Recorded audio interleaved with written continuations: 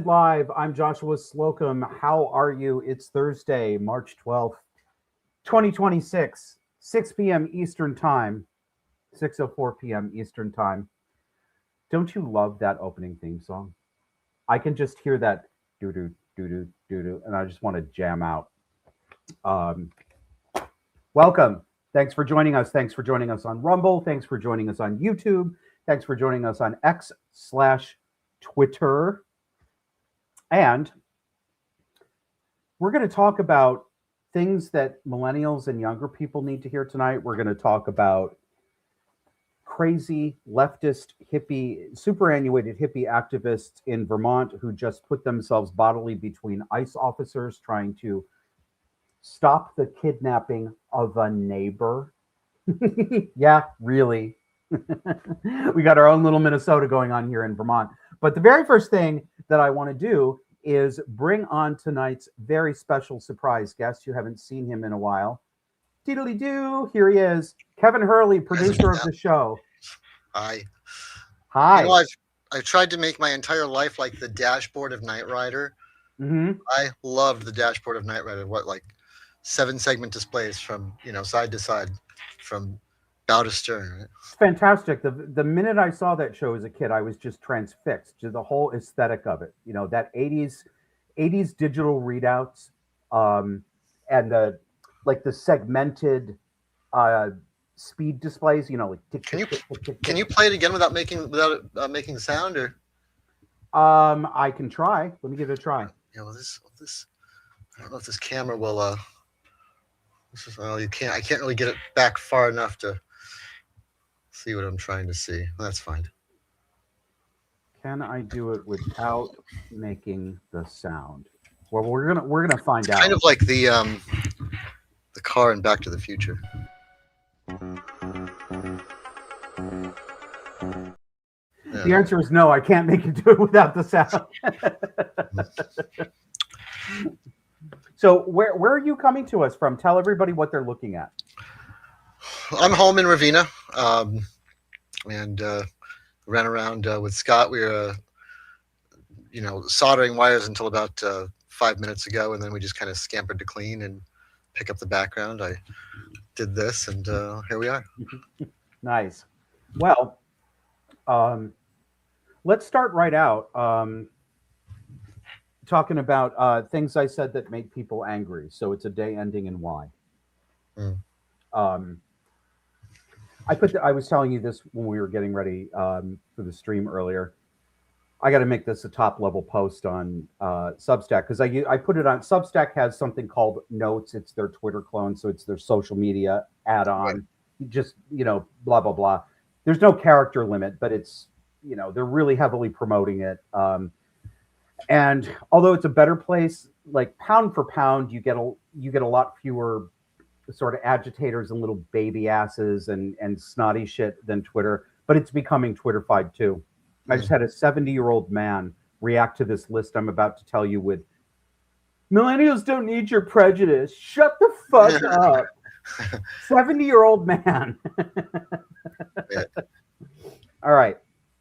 So here's what I put up. I'm going to give you, sorry for the listicle. We're doing it BuzzFeed style tonight. But I'm going to read you 10 things that millennials and younger people need to hear.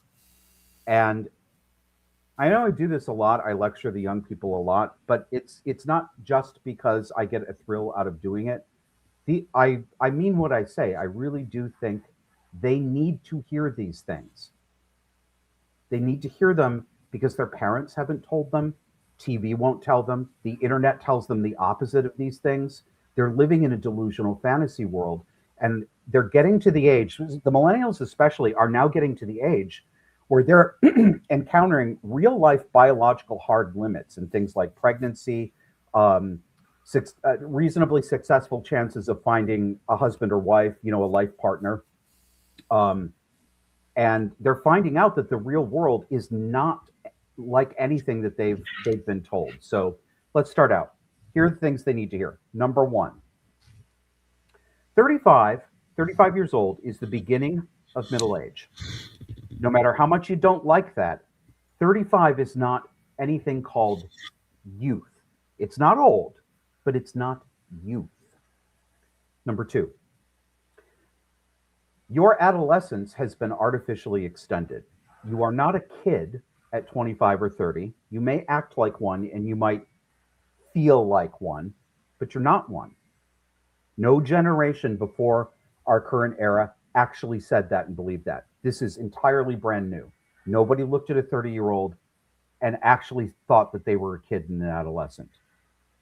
Number three, 35 years old is the beginning cutoff by definition for what's called a geriatric pregnancy. If you get pregnant at 35, which of course is possible, it is a geriatric pregnancy. The chances of getting pregnant are significantly lower at 35 than they are at 25, for example. And the chances of having complications, birth defects, are significantly higher. Now, I have to do the not all thing here. No, I'm not saying that women can't get pregnant at 35. I'm not even implying that. I'm saying it's harder, and it is a geriatric pregnancy. You can feel like 35 is the new 25, but it isn't. It's 35.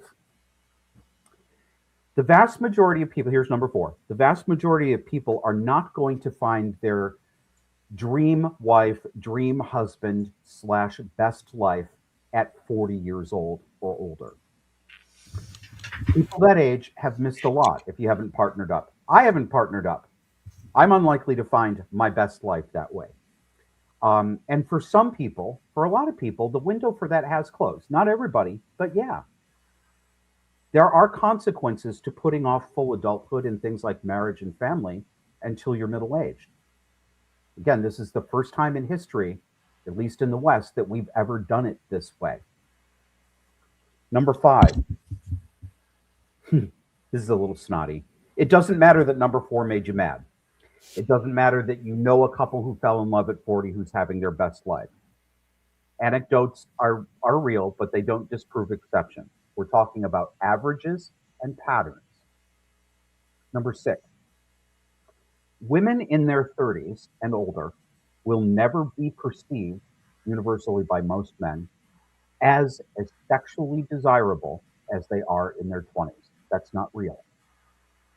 No matter how many times you demand it, as a woman, you are not going to be perceived by men as hot at 35 as they're going to find you at 25. Why? Because biology is actually real. It's not just a custom paint job that you can choose to opt out of. It's actually real. Number seven, it is also real that men and women, in terms of sex appeal and looking like a good investment as a spouse, they are judged differently as men and women based on their age. That's true. Women do generally lose the height of their sexual desirability years earlier than men do. It is true that men, as they age into middle age, are often still seen as sexy and attractive. Women often want older men. Older men often want younger women.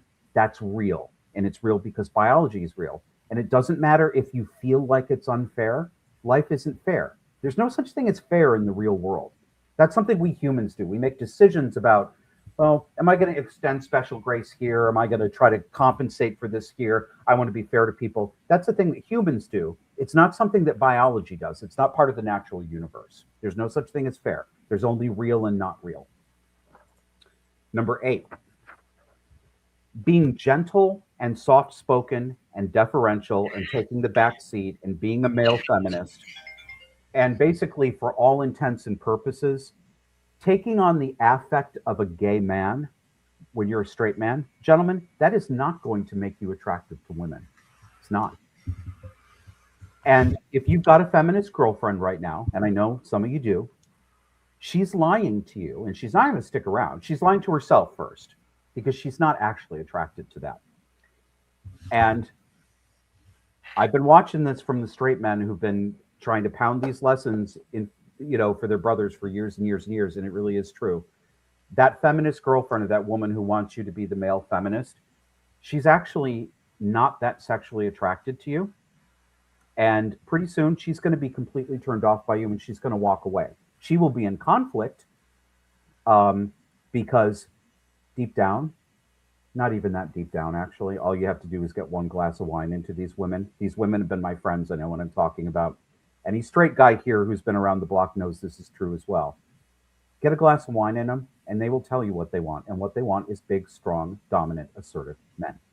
And they hate themselves for being attracted to it. Then they hate the men. They hate the object that they want.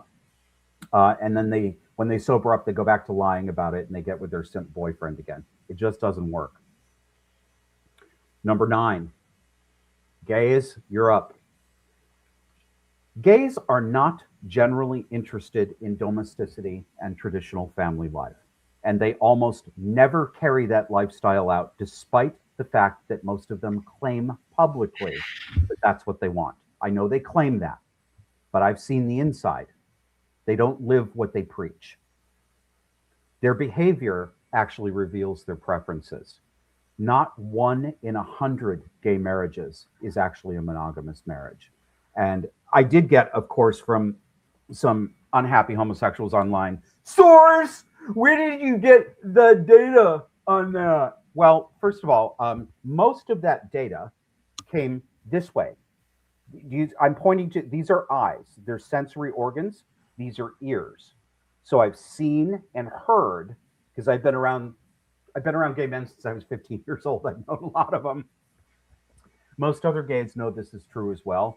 But actually, if you really don't believe me, there is some data out there. I'm not going to cite it for you because I don't have to.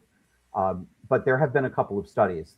And I believe the last one that looked at gay male couples, actually legally married couples, found that 0 of them had ever been monogamous. So, number 10, this is the one that really set a couple people off. Surrogacy is selling and buying children. It is a deliberate choice to abuse a child from birth, consciously to get yourself a baby like it was a commodity. It is deliberately choosing to deprive the child of his natural mother and father. There's probably a little gray area in there when it's in family surrogacy, like a sister doing it for her sister, but the married couple is there. I don't like it, but I do recognize there's a gray area morally there where it's not the same as just a woman getting herself hired out to get somebody else's egg and then sell her baby to a couple of gay men. I still don't like it. So I put this up here. Well, actually, before I go into the responses, I kick it over to you, Kevin. What do you have to say about this? I mean, I've been in the argument with I don't do it very much anymore, but I was in the surrogacy argument just a few days ago, actually. And yeah, I don't even get into the gray area so much because there's so much that's just so obvious. I mean, you can't say that it's not buying and selling. That's not. No, I don't think you can say that. Not honestly, anyway. And I'm here to provide all the not alls tonight. I thought I'd put that. Yeah. Well, the more you provide, the less I have to do. So thank you for shouldering some of that. No, it doesn't work like that, though, does it? I guess it doesn't. I've been trying to get this light turned. Excuse me for a second. You should tell people about Scott's painting work. They can see the Captain Picard behind you. I've seen it in person. Yeah, we're going to drag Art Bell in here for tonight, but we didn't. Scott's painting is fabulous. I mean, you can't really. And he does it. He does it quick. Yeah, you can't really see it. I mean, obviously you can see it, but he's really quick too, isn't he? He turns those out in like 4 or 5 hours and makes a recognizable likeness. Yeah, and we were scanning it with Google Image or what? Google Eye. Was it Google Eye? Google Lens, something like that. And it just, we said, okay, who is this? And it picked Captain Picard. So it's, the Google AI, can decipher it. Nice. He has I don't think I have any more in here. No. Came and got him back. Well, I want to give you some of the responses that I got to this Substack thread. And here's the important part. I was telling Kevin earlier, this really took off. I'm going to make it a top level post because I think the actual subscribers, there's no, like there's some overlap, but like a lot of people who know, like they read my stuff on Substack notes, but they have really no idea, or they've never seen that Disaffected has an actual written blog where I put up actual, good essays, and vice versa. They don't know about the notes, so I never know which audience knows what thing. But for Substack, of course, is a much smaller social media platform than X, Twitter. So you have to take that into account. But proportionately, this did gangbusters. I mean, this got 350 likes, which is the highest I've ever seen on anything on Substack, and 62 responses. So proportionally, this really got people engaged. And I'm happy to say, I think it's because the demographic of people who spend a lot of time on Substack tends to be different than the average demographic on Facebook or something. Um, I guess I'm trying to avoid saying it, but I'll not avoid saying it. People tend to be more thoughtful in general who participate in Substack. So the vast majority of responses to this were positive. There were people who quibbled, and who disagreed, which is absolutely fine. They did it civilly, and they're like, "No, I don't see it that way. I think this is, da da da." But most of it was overwhelmingly positive, and even the people who disagreed weren't like, "Everything you wrote was stupid. None of it's true." They were like, I've got to quibble with this." So I'm trying to notice the positive and not just the negative, because I am biased toward, my eye is drawn to negativity. Like, it's a character flaw. But most of this was positive. I'm going to give you a couple representative responses that are representative of the positive responses. I'll put this up here. This one is someone who calls herself Common Consensus. She says, as a 40-year-old woman who's been happily married to the same man for nearly 15 years, together for 3 years before that, I find it absolutely astonishing that women of my current age think they could pull the same caliber of man that they could at 20. It honestly baffles me. I know I could never get my husband now, even if he were single, which he would not be at his age. Not only have all the males who wanted a family and to grow old with their partner already been taken by my age, they wanted all that from a youthful age with a fertile woman. That's just truth in biology, as you said. It's also why an older, single, never been married man will choose a younger woman if the situation presents itself and the goal is marriage and children. I'm just a realist on this one, and young me could absolutely have her pick. Older, current age me may look great for her age, but she is still the older model, and that is a fact. There's no shame in it. We all age, we all die, just biology. You couldn't ask for more sensible, right? Next one I have is somebody who calls themselves DMC and says, I found myself, I guess it's a guy, I found myself single in my early 50s after my wife passed away, married 25 years. Having to deal with dating again, it's very obvious that 90% of the men who were willing to get married and stick it out, do the long haul, were married well before 30. I did have a few friends who made it to their 30s, not because they didn't want to get married, but because they couldn't find the right match. They're all still married now, and I stick out like a sore thumb in the singles crowd. Well, that makes sense to me too. And yeah, so that's your representative sample of the positive responses, and that was the majority of them. But there were, of course, naysayers and adult children who threw embarrassing little girl tantrums. And these tantrums are a good way to understand the ideas and the mores that have infected the modern American mind. The lack of maturity, to the point where these people feel personally, like I was speaking right to them, like I was criticizing them. They feel personally insulted by statements of reality that aren't even directed toward them. It's really astonishing. So what you're about to see is quite literally child's behavior. This is child mentation. But it's common in, well, I was talking with my sister, Jess Ann. She's wrangling comments behind the scenes. She may join us later. I say about half of American adults because I just basically write off the left half of the country. She's a little more conservative. She thinks it's about 30% of the adult population that falls into this category. And mostly, but not only on the left. They personalize and they get insulted. And it does tilt towards women, even conservative women or women who call themselves conservatives. The lack of accountability for women's behavior and the princess rules that we've been living under since the feminist takeover of the 60s, that has captured even sensible and sane women. I'm not saying all these women are narcissists or borderlines or anything. Most of them are not. Some of them are, but most of them are not. And they may think they're conservatives, but they're not. They're leftist feminists. They may like NASCAR, they may like their men masculine, but they give themselves away because any, and I do mean any, criticism or critique of women, not insult, just observations about the ways that women go wrong, they get hysterically angry.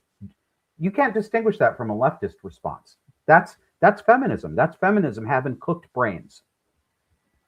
So this one coming up is a great example.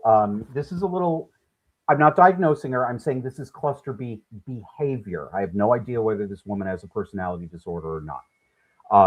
But cluster B behavior is extremely common on social media. Even people who don't act that way in any other context will often act like a cluster B on social media. So this is self-victimization and reversal. She's made this up entirely in her head. She's having feelings and she's trying to make it look like I did something that put a hurt on her. So here she is. Where's Lucy? Keep in mind what I said during the list of 10. Lucy says, congratulations, you've just made a bunch of people feel worse about themselves. Does that make you feel better? Do you think people who want a partner did not try to find one at 20? Life happens and things do not always turn out like we want or plan. To be fair, I feel like the lucky one for not marrying the abusive man I dated in my 20s. Now many friends are getting divorced and starting over with more baggage than I have. Do they have more, though, Lucy? Do they have more baggage? Because you were so upset by a recitation of facts that wasn't directed to you personally that you pulled a cluster B move.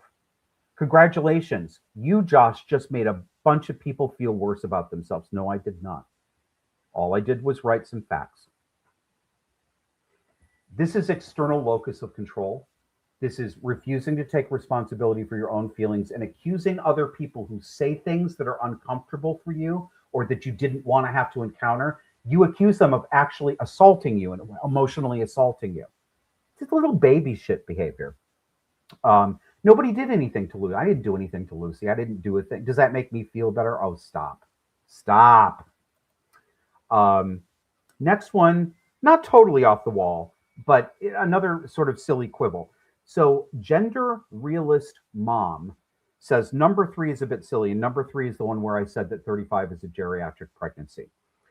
It's a geriatric pregnancy by definition because someone decided to define it as such, not for biological reasons. I have to stop there. That's not true. That's not true. It is actually a biological fact. Geriatric?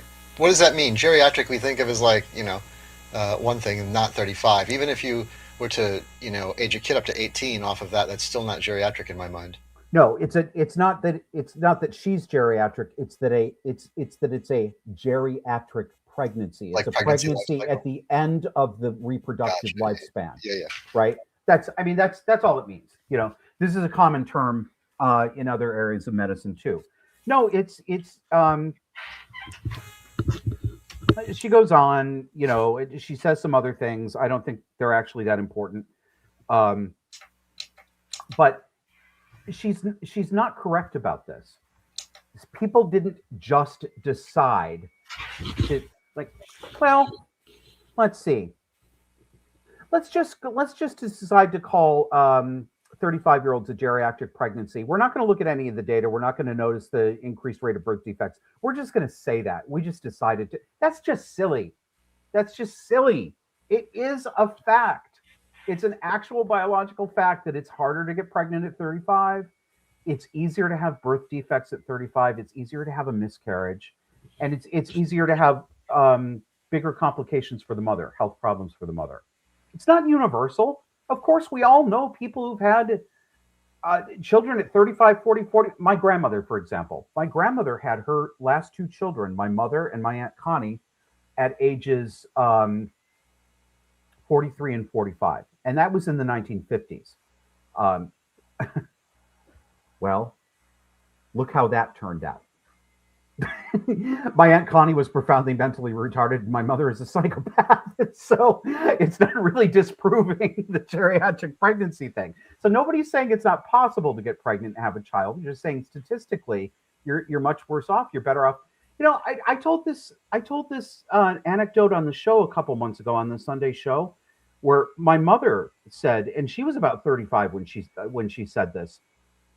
She goes, I don't think young women have a realistic idea of what it's like to have children later in life. Because my mother gave birth to me when she was 19, and my sister at I think 24, and my brother at 27. And then she was done. But she said, you do not have the energy, you don't have the stamina, and you don't have the strength in your late 30s that you have when you're a late teenager and in your early 20s. And my own mother, the feminist, said women are actually biologically built to have children in their late teens and 20s. So this was never, I mean, even my crazy mother knew this. This is an example of just the mythology that younger people believe because they've been fed it. I mean, they've been fed it by school, they've been fed it by all their television shows, by all their social media feeds, but it's just out of step with the real world.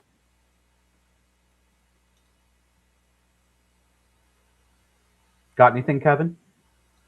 No, I ain't got nothing for this. Let's read a couple of look, everybody is coming in with the super chats and the Rumble rants. Thank you, everybody. I'm going to take a break and read a little here. Oh, Jeannie Gold. You know that one. That's George. That's my good friend George. $1.99. Couldn't even give me $2. I'm the $2 hoe on here. Couldn't even give me a whole $2. He says, we're going to talk about things and stuff. Yeah, we are, Jeannie. Yeah, we are. Nia Opsis, $5. Thank you very much. She says, oh, look, Josh is becoming a bear. Grr. Yeah, I'm all scruffy. I won't be scruffy this weekend for the real show. This stuff is finally coming off. Jeannie Gold again. What are you doing? Like setting target price points? What were these $4.99?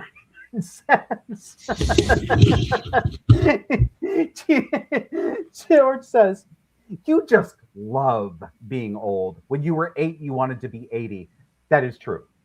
That's true. I do. Yes. Ellen was here, $10. Thank you, Keisha. She said, with the recent feminist opinion, let's see, can I put this on the screen? I don't know how to do that here. Oh, it's not easy in this interface when I'm in the back end. Sorry about that, guys. With the recent feminist opinion that actor Henry Cavill is an unattractive man. Have you guys seen him? He's probably one of the most beautiful men in Hollywood in decades.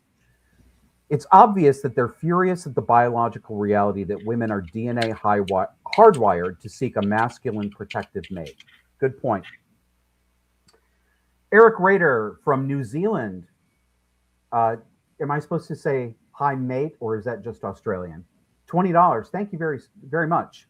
He says, hello, Josh. Just wanting your opinion about cluster B narcissists posing as autistic people. It's gotten to the point where it's harming autistic people and their parents. Damage done by autism is seen as neurodivergent. I'm glad you brought that up, Eric. Kevin, you've seen this too. In fact, Hannah Spear, the psychiatrist that we had on maybe 2 months ago, is talking about this. If you are not familiar with her, Hannah Spear, S-P-I-E-R, her Substack and her podcast is called Psychobabble, and she's taking this on directly. That what's being called autism, ADHD, or ADHD, they're trying to mash it together now, that what is being marketed as that is actually just cluster B. And she calls it moral laundering, morally laundering character problems, cluster B problems, into neurodivergence. And I can see that people are waking this up. Eric, I see it all over the place. And it sounds like you might have some personal experience with that. I've had a couple of emails recently. In fact, Kevin, you can see this if you're curious. You can go into our admin email. There's a chain right now with a couple of people, including a practicing psychologist, who want to do a show on this issue because they themselves are having a hard time actually serving people as mental health professionals because, and it's not me saying it, it's them saying it. The cluster Bs are just swarming into these autism groups, and they're using that as an excuse for all of their bad behavior. This has been going on for a while, right? I mean, I remember Yeah. in second grade, I was diagnosed with ADD, ADHD, Mhm. ADD, and for what it's worth, I do feel it. I can't Yeah. go from one room to the other without forgetting why I was there. Losing track of midway through. But then something happened where I don't know, I wouldn't say it became popular. It just started becoming everything, right? ADHD became a little more vague, it seems. Yes. You could add more to it and add more to it. I don't know, what else. I mean, obviously, the cluster Bs aren't officially added. It's not, but it does look like, cluster Bs being covered up with that label. Yeah. Well, I think that's what's going on. And I think it's the next step in the treadmill of covering over cluster B with something else, because for at least 30 years, borderline personality disorder was almost always misdiagnosed as bipolar, which is actually manic depression. They're different. Borderline is a personality disorder. Manic depression is a mood disorder. Same acronym. Right, same acronym. So that contributed to it. But the bigger misunderstanding came from the fact that both of them do have extreme swings of mood, but actual manic depressives will get down into a depressed mood state for weeks or months. Then they'll come up and they'll have a manic phase. It doesn't usually last as long as the depression. Every time I meet someone who says, "Oh, my girlfriend has bipolar disorder," I say, "Well, does she, or is she, 1 week she's, up and then next week she's down, or 2 weeks or 3 weeks?" No, minutes, hours, seconds. It's borderline. Yeah. Yeah. So I don't think this is not a new phenomenon. What's new is the label they're using. So actual manic depressives, and manic depression is much less common diagnostically and statistically than cluster B disorders. I don't know if it qualifies as rare, but it's not nearly as common as people talk about it in media for so long. You make it think that everybody's met a manic depressive. No, not everybody has. It's not really that common, but it is real. Right. But I think there are a lot more people out there who fit somewhere inside ADD, ADHD, or what's the other one? I have a lot of problems with the autism spectrum too. I mean, we have this in our family. It's another one they've just glommed on. Asperger's is now autism spectrum, but it's clearly different.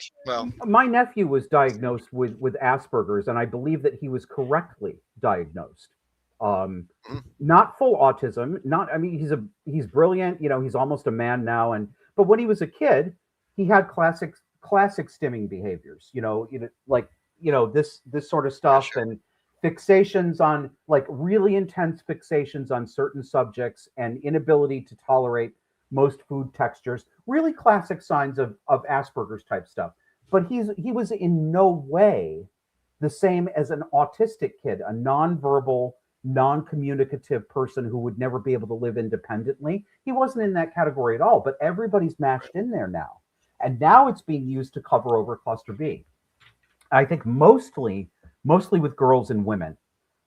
This is another really, really good excuse to let girls and women get away with complete emotional dysregulation and refusal to take responsibility and blame other people. I mean, it's wonderful. And you get state services. You get services money for it, right? Kevin, your audio cut out. We can't hear you. Sorry, I coughed earlier and I shut it off. I said, so you get to be the bitch and the victim. I said it 3 times. Well, yeah, I mean, exactly. Oh, Eric's got one more in here, another $10. Thank you. That's very kind. We appreciate your support. Says, just wanting to add, a UK therapist who liaises with employers on behalf of autistic people have noticed that cluster Bs and narcissists have also hurt employment opportunities for autistic people as well. Interesting. I don't know quite how that works. You don't have to pay again if you don't want to. But if you want to expand on that, Eric, and say how that works, that'd be interesting to know. Thank you for the comment. Um, oh, so Kevin, you brought this up. Do you want to make fun of ourselves for some of the tech problems?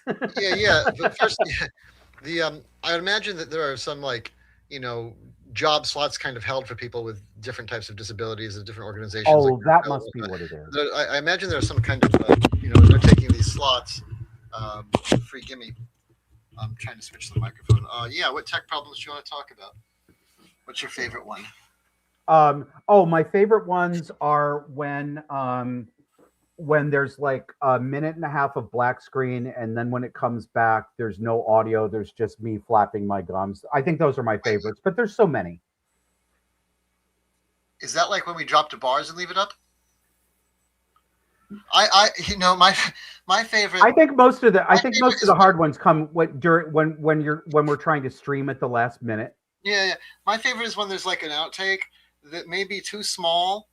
So when we're editing at the last minute, there's like I don't know, maybe like 30 seconds of outtake with bars, color bars, and all of our microphones are on, and we don't remember what we said, and it's playing out live on the air. And we're like, what the fuck would we say? What did we say? I know. We've been lucky. I think we've been lucky that we haven't I don't think we've ever accidentally put out so and so's a big fucking suppurating cunt. Yeah. No, when you just say nigger on the air anyway, so it just doesn't matter. I mean, there's nothing. There's nothing left. Yeah, well, it's kind of amazing. I think that that we're still on YouTube. I mean, they must have softened up a little bit on YouTube. For the fact that they monetized us at all is a miracle. But given the things I say on the air, I can't believe they haven't tanked us. Did they let go of our theme music yet? No, I think you know what it is. I think from the interface that we have to submit. No, they're still dinging us. They're still claiming that. You guys, this is how YouTube works. So we bought for like $40. We bought the rights to our theme music. The Disaffected theme music. It's very distinctive. I think we picked just the right one. But we do own the rights. We went to a music licensing company and we bought it. We didn't steal it.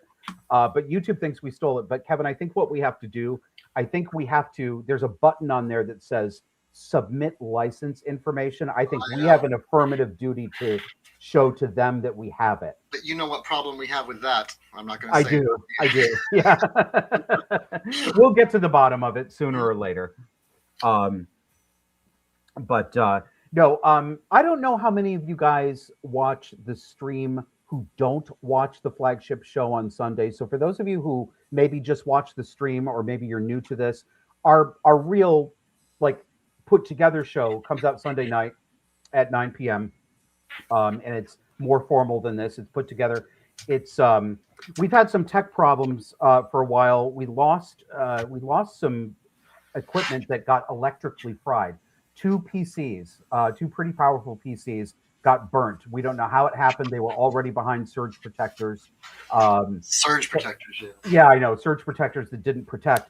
So in the meantime, we've been cobbling together with stuff that we have, like running something off a laptop that really needs more than a laptop. It's some stuff has to be jury rigged. So the problems have cropped up. We know they're there. Kevin is working like a dog to fix them, and we just got some equipment that is getting installed that's going to make it easier. But if you don't know this about how our show is made, this is StreamYard. You're watching us on StreamYard here, right? And this is pretty easy and pretty straightforward, but it doesn't have all the capabilities that you have in a real studio, and we want to put out a real studio quality show. So there's a camera studio in my house. In the room behind that, there's actually a control room with rack-mounted servers and monitors, and Kevin's 3.5 hours away. He's sitting in his control room here, but he's got a full studio deck here. So we're doing this together remotely, and Kevin's running tech like we were in a TV studio. So it's more complicated than it looks to make it look that way. So look at Vector the dog. You know what he wants? What does he want? He needs to go outside. Oh, he's got his paw on you. I'll put it down. He'll go again. Oh no, now he's interested in something else. Hi, Vector. He'll put his paw up on me any second. I think he turned toward the speaker. He heard me call his name. Yeah, he's looking at the speaker now. He's not so sure. Well, he gave up. He's gonna go bark. Yeah, he thinks you're on the other side of the wall. He does it to him too. Yeah. Oh, we've got some more here. Oh, I didn't scroll down. We got some more chats to read. Doodly doo. What does it say here? Lindsay, the cynical geek. Hi, I recognize you. Nice to meet you, or nice to see you. What sets apart borderline from bipolar, besides the type of disorders, is that borderline has drastic mood swings that can switch within seconds, while bipolar has mood swings that last much longer. You're exactly right. That's the easiest way to distinguish between the two. Like when Kevin said, if your friend is going back and forth from elation to fury or suicidal despair within minutes, that's not bipolar disorder. It's not manic depression. It's borderline. Or there are other conditions that can make people really emotionally labile, right? Like having low blood sugar. People who are prone to blood sugar crashes will get irrational really quickly that way. So there are other things that can do that, but it's a hallmark of borderline. Sage 501, $3. Thank you very much. This is bargain basement rumble rant. Yeah, well, at least you gave me the last penny, unlike George. She says, feminism told women that if men catcall them in their 20s, they are misogynists. But if they don't drool over women in their 50s, then they're ageist. Well, sweetie, you're describing women. That's women.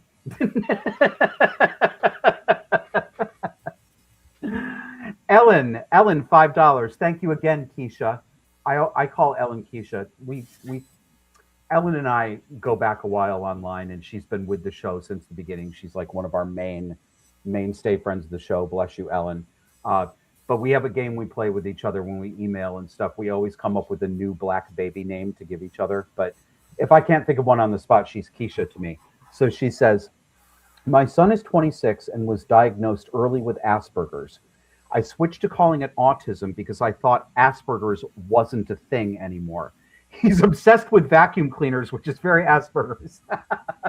He is obsessed with vacuum cleaners. And I love talking vacuum cleaners with him because they're one of my favorite appliances. So I've got a 45-year-old Electrolux. And he's got like old Kirby's and stuff, and he sends me pictures of them. I love your son's vacuum cleaners. Please say hi to him for me, Ellen. Eric, again, another $5, sir. Thank you very much. We're going to have to put you in the credits. I have included the UK. Oh, okay. Oh, Eric, you're the one who is, you emailed me. Okay, so Eric's the guy who emailed me, and we're trying to put a panel together for the show. Good to know your name. Thank you very much. So we'll have something interesting to give you guys on the show when we get that panel together. Sandra Kessler. Hello, madam. I keep trying to send a super chat with the comment that people who only have an external locus of control are the ones who feel they have to claim any number of mental disabilities in order to appear. And I guess you got cut off after that, but I would guess you were going to say something like sympathetic or a victim. And if that's the case, I agree with you. CB 75075, $20, another faithful show supporter. Thank you very much. Josh should do a home improvement show, but say as much offensive stuff as he can while he works, like fart nigger every 5 minutes. Just fart nigger? You can do better than that. You should at least try.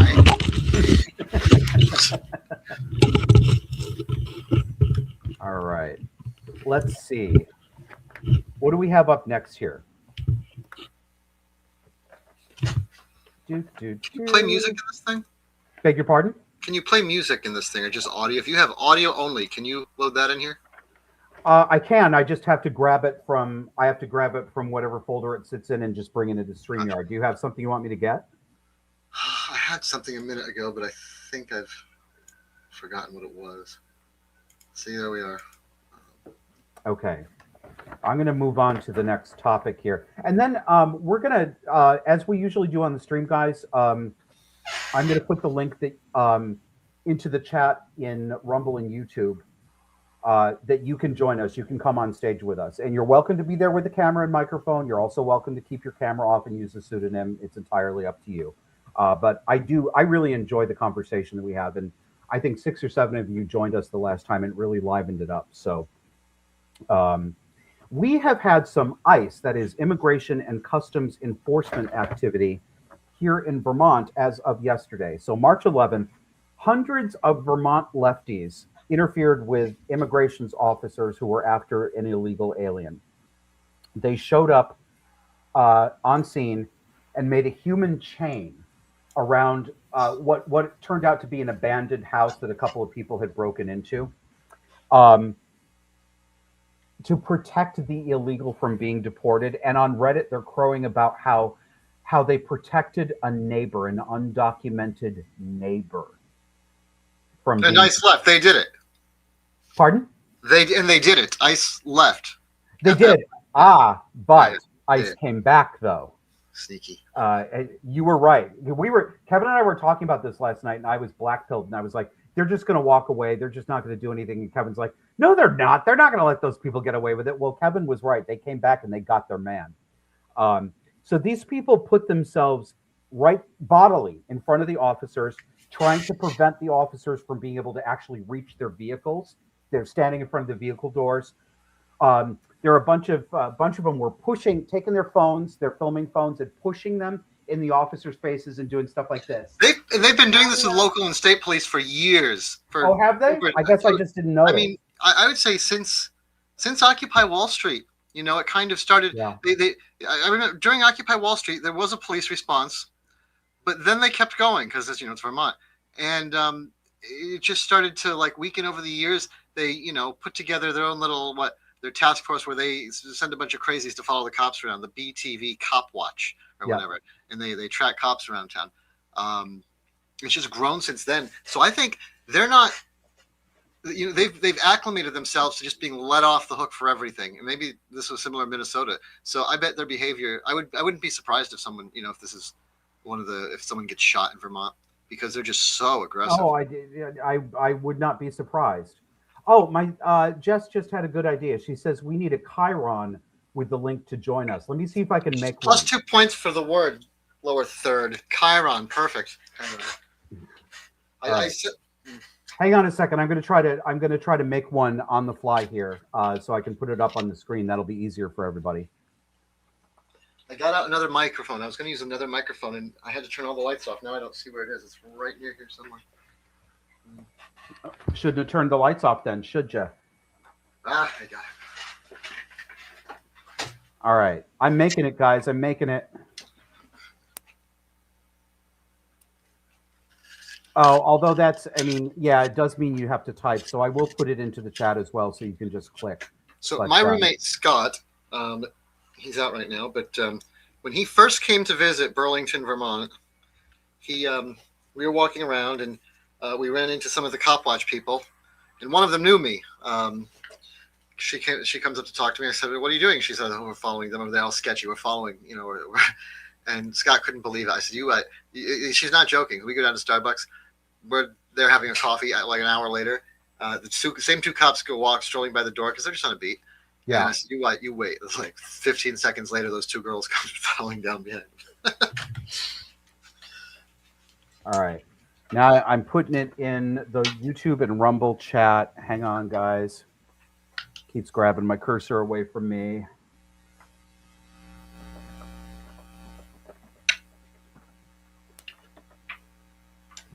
Okay, now it's up on Rumble. Let me put it up. No, excuse me, YouTube. Let me put it up on Rumble.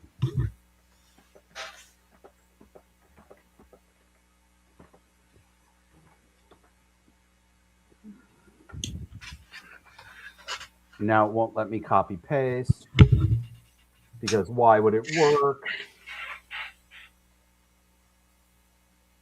Stand by, everybody.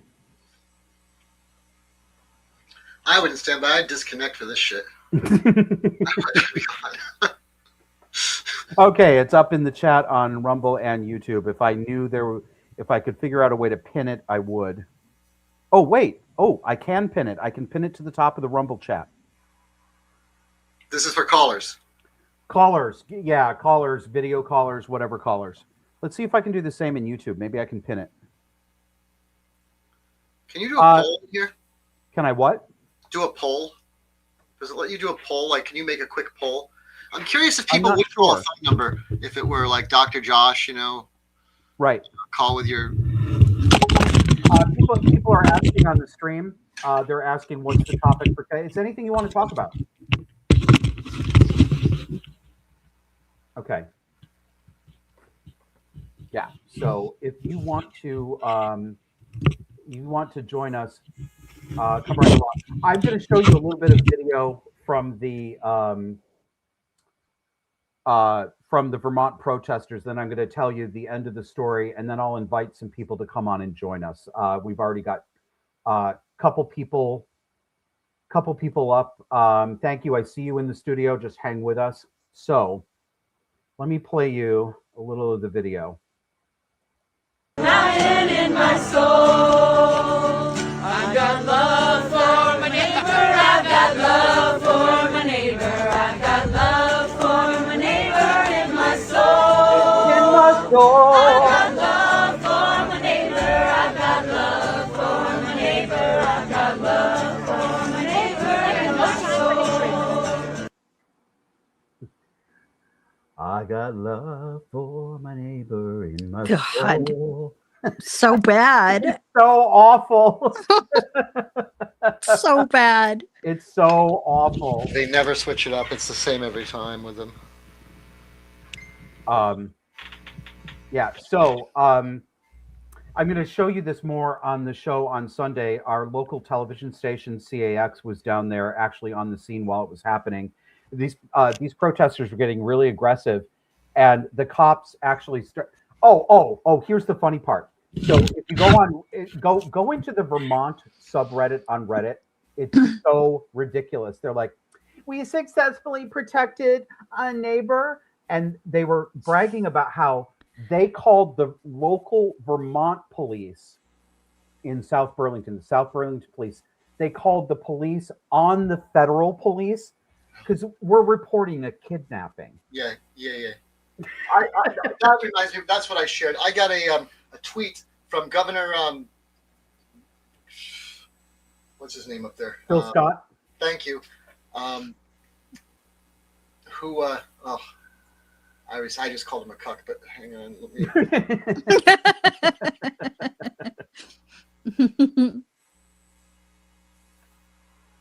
Oh my gosh, we got a whole lineup here. Tell you what, kids, between Jess and Kevin, you guys hang on for a second. I have to take the usual bathroom break. Yeah. So be co-host for a second. Thank you. Okay. I'm going to find this and read this. I may have put it in the folder for next week's show. But he was basically he's couching his language, but he was basically criticizing the federal government and talking about how they put lives in danger. And he's a Republican, Phil Scott. What? Yeah, so called. Let's see.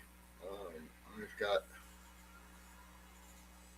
I'm just gonna have to download it in Windows or Linux. I don't remember. So he said the federal agents were putting citizens in danger. I want to read it. I can't quite remember. Someone's going to find this before I get there. I could probably go to Twitter and find it faster than the file that I tried to save here. I'm pretty sure. No. Yeah, I'm just going to go to Twitter X and find it. Can we share a screen here? Can I do a screen share on this thing? I think so. Yeah, good. All right, hang on. I don't get anything bad off the screen.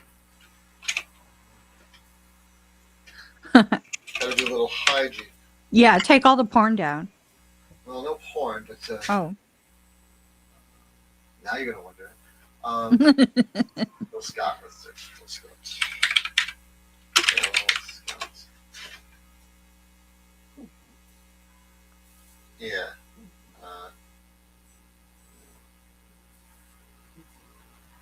Rando Phil Scott shows up before Governor Phil Scott. Really? That's how important you are, Phil Scott. Sorry, Cook. This is not worth the wait. It better be so interesting by the time we get there. Okay. It's not. Scrolling down. Let's find it. Patchouli. People are still barfing over the The terrible video Josh played, the Kumbaya shit. Oh yeah. Bad. Wait, which one? The where they were singing that happy song, where they're gonna, protect their neighbors. Same. All at the same time with them, marching down the streets, blocking the streets. They have those kids dressed up. They're not even kids, actually. They're quite old when you get up close and can actually see them. In red, they were all red, and they play trombones as loud as they can. Yep. Every week in my city we have Indivisible Tompkins running their protests, all paid for by Soros and BlackRock. It's Right. unbelievable. Thank you. How's your bladder, hamster? Well, it's empty for the next 5 minutes. We've got a number of people who would like to join us. You guys ready for Bring them in here. Yeah. the flash chat round? Yep. All right. Hey guys, I'm going to take you a few at a time.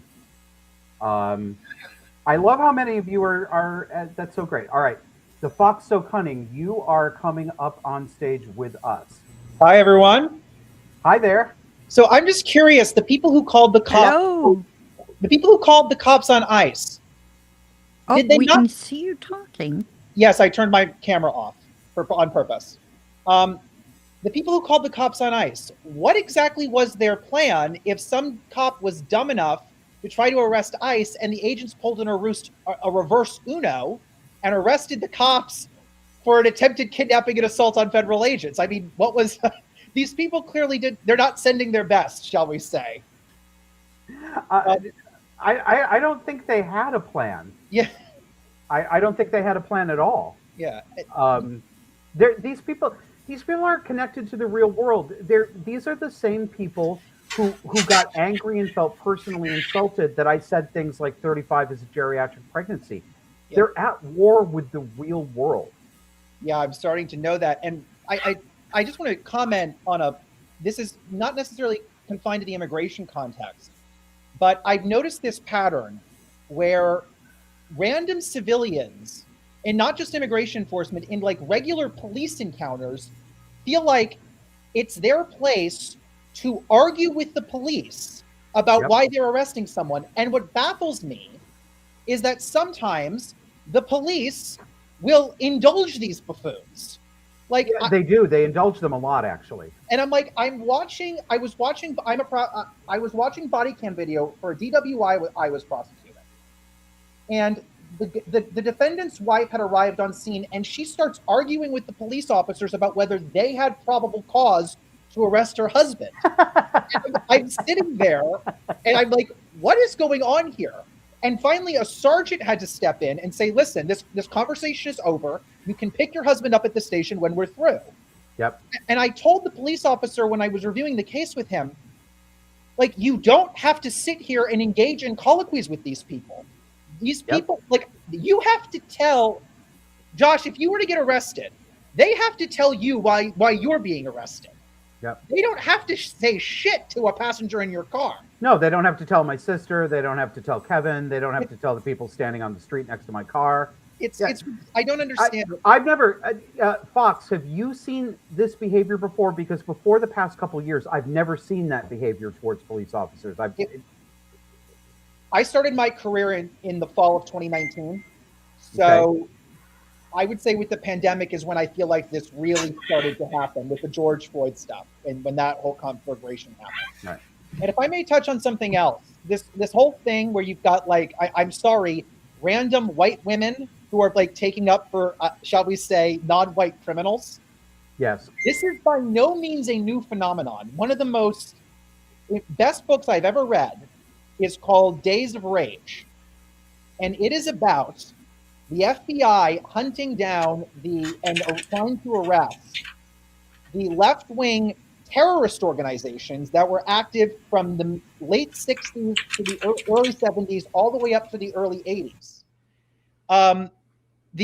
They profile the SLA, the Symbionese Liberation Army. Patty Hearst's outfit. Yes, the people who kidnapped Patty Hearst. The guy who founded it, General Donald DeFreeze, who went by the name General Sinkay, was literally he took the name. He got the name from the gentleman who led the slave revolt on the Amistad ship back in the late 1800s. Oh, for fuck's sake! He was a black criminal who broke out of, I think it was Soledad prison, and got all of these white women and their simp boyfriends to basically join this quixotic revolution. They all took like weird African names. There was one woman running around. She was this lesbian running around calling herself Fahiza. Bahiva? Fahiza. Fahiza. Yes. Fahiza Kwanda. Oh, I knew one named Faina. They all died most of them fun fact, after they kidnapped Hearst and they robbed a bank in LA, most of them died in a shootout with the Los Angeles Police Department SWAT team. There was another group of women who was involved with something called the Family. Yes. Yeah. You mean the Manson girls? No, this was another group called the Family. Okay. This was led by a man named Mutulu Shakur. Of course it was Shakur. Yeah, no, he was Tupac's stepfather. Okay, yeah. well that makes sense. Yeah, he was And that was not his actual name. I'm sure that he adopted that name. Yeah, it was an adopted name. He was married to the sister of Joanne Chesimard, otherwise known as Assata Shakur. Assata Shakur. Yes, that fucking bitch. And it was like this group of white women, and we would get fake IDs for the black criminals they would call them expropriations. Most of this, by the way, went to buy cocaine, which went up Mutulu Shakur's nose. Or butt. All of this Don't forget the or butt. Yeah, all of this has happened. None of this is new. This was all happening in the 60s and early 70s when these Marxists started blowing shit up. And actually, this is actually how Mutulu Shakur started the Family. In the South Bronx, back in the 70s, there was this place called Lincoln Center Detox. And it was a drug rehabilitation center in the South Bronx. Just to give you an idea of just how fucked the Bronx was during this time, have you ever heard the expression, the Bronx is burning? Yes. Okay, that wasn't a euphemism. The Bronx was actually on fire. Property values were so low, landlords were torching their buildings to collect the insurance money because that's the only way they could make profit. So the place was just an absolute hellhole. And the hospital, Lincoln Hospital, was not a great hospital to begin with. So a group called the Young Lords, and this was a Puerto Rican youth-led, scare quotes, group inspired by the Black Panthers, took over Lincoln Center, this hospital, and set up a drug rehab center where they hired Mutulu Shakur, and they thought they could cure drug addiction. Okay. With, I swear to God, acupuncture and Marxism. Well, that's something I would have liked to have seen on video. It was absolutely insane. And then what actually ended up happening was one of the head doctors actually ended up dying of a heroin overdose. And they found his body in the closet of Lincoln Detox. And because they didn't want the whole thing to get around, they spread a rumor that the CIA killed him. It was a joke. For God's sake. Literally, it was aliens. The whole thing got shut down after Ed Koch became mayor, and Koch and a young New York City councilman named Charles Schumer, who is now Chuck Schumer, basically kicked the bums out. About the only good thing Schumer's ever done in public service, in my opinion. Excellent. Such a Fox, thank you for this. Thanks for the education. I've got a couple other people coming up next, but thank you for joining us. Come back again. Thank you, sir. And I'll talk to you soon. All right, I'm going to put two of you up. I'm going to take you two at a time because this is popular tonight. So CB750, you're coming up with Lev. Both of you guys are now in the show. Lev, your microphone is muted, just so you know. Hey, CB. Hey, how's it going? I'm just hanging out, so you could remove me if you want. I just love kicking people out. Yeah. One thing I was thinking was, so these people that are calling the police to defend some migrant, aren't they kind of letting ICE know where the migrant is? I guess they kind of are. If I were ICE, I'd be following those people around. But they're protecting a neighbor, CD. They're protecting a neighbor. Right here. Let's keep it safe. I know. Do not go into this This house that they're house. squatting in because there's like, never mind. It's Ice-free the zone Spice signs. effect. Ice-free zone signs on every house that's got a migrant in it. It's like, yeah, I'm helping. Red I'm letters on the helping. door. Yeah, And right. I helped. I help. Lev, welcome to the show. What you got for us? Heck, I'm just here as an observer. I'm not quite sure how this happened. Is StreamYard just for folks who want to chime in? Yeah, well, StreamYard is it's the name of the platform that allows us to do this stream and for me to bring you in and stuff. But I put the link up for anybody who wants to come in and talk with us on the show and do I what see. we're Yeah, doing here. You don't have to. You're just welcome to. No, okay. Glad well, you're here. Yeah, I was on. I signed into Rumble and it says live, but I'm not getting any. I'm not getting any stream at all on Rumble. I saw the link to StreamYard and thought, well, maybe this whole thing's happening on StreamYard. So Okay, I can tell you that Rumble is going. okay, Because I've got a tab open and I can see it. But okay, one thing about Rumble is finicky, and it depends Okay. a lot on your system. A lot of times when I'm trying to monitor Rumble or when our show is coming out on Sunday, if you tab away and you go back, it stops feeding, and then you have to reload it because it's like, I won't serve you data unless your tab is in focus, and then it puts you through the commercial cycle again. Try refreshing the Rumble tab or try getting back to Rumble. If you can't get it on Rumble, we're streaming on YouTube at the same time now, so you can find the show over on YouTube. yeah, I prefer Rumble to ScrewTube. Yeah. Well, ScrewTube. we do too, but it's got some of its own. It does have. As George says, it's buggy. It's buggy. So try giving it a refresh. Yeah, I'll do that. Thanks a lot. Okay. All right. Hey, thanks. Join us again if you like. All right. Since you said I could get rid of you, CB, I'm going to get rid of you. And I'm going to bring a couple other people up in here. Bye, CV. Okay. We have got Sage again. Hello, madam. How are you? Hello, how are you? Good, thank you. Yeah, I just. You know what? Let's make it a party. Okay. Let's make it a real party.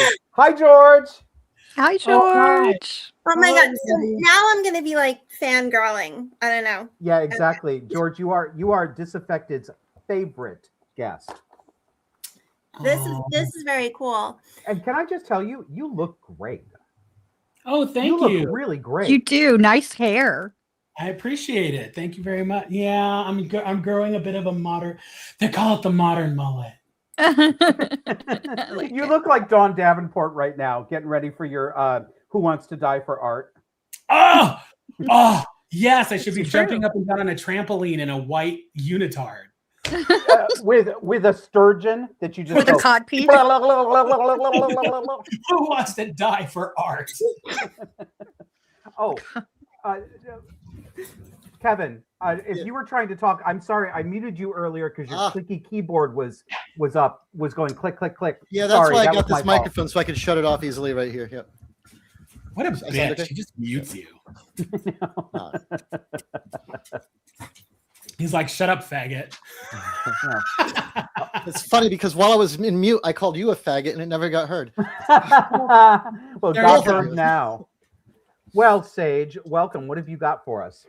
Well, I just wanted to chime in on the protesters, the video, because that is what I like to call 1968 syndrome, where basically these people are like they're stuck. They never left 1968.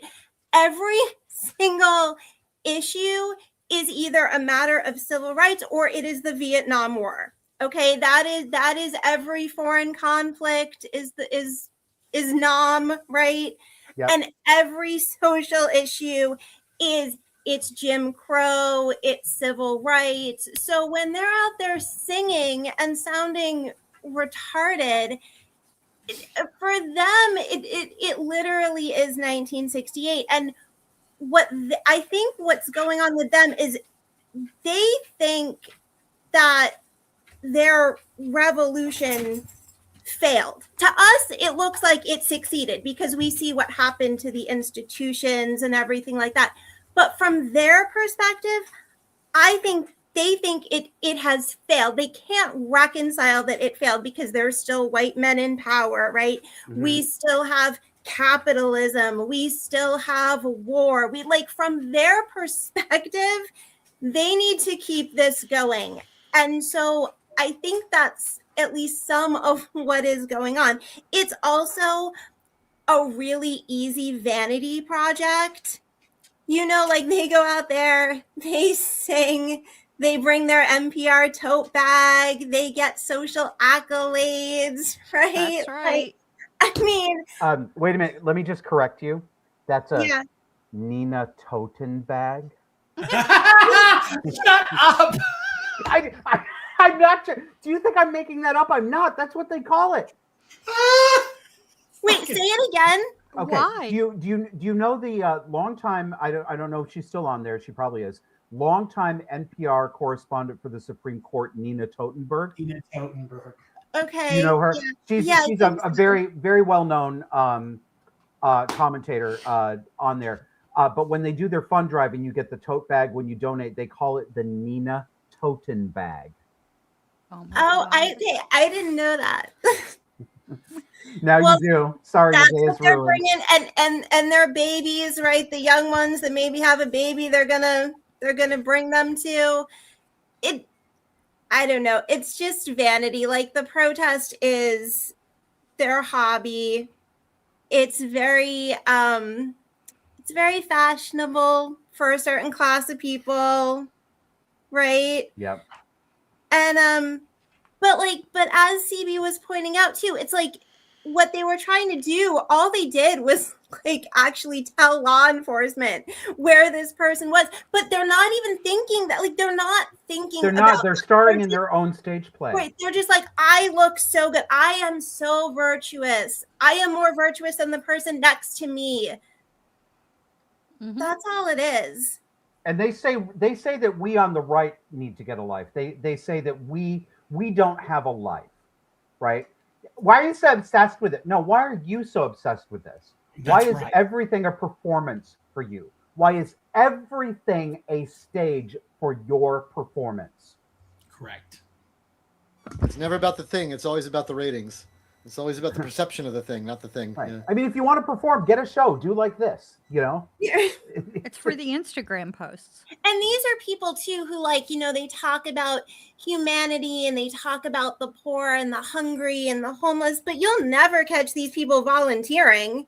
You're never going to catch these people at a soup kitchen, right? You'll catch them doing these grandiose demonstrations where they are the star, right? But they're not actually going to help anybody.